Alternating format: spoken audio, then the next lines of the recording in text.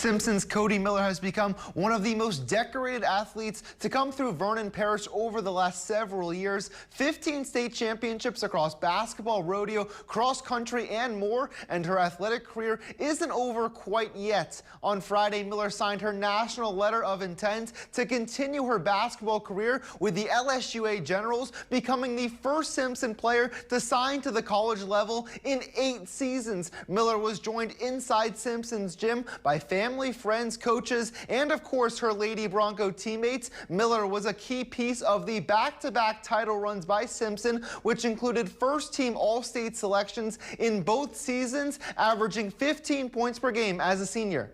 It feels awesome. The hard work I put in, others have put into me, paid off. I've had lots of support over the years I played basketball, family, friends.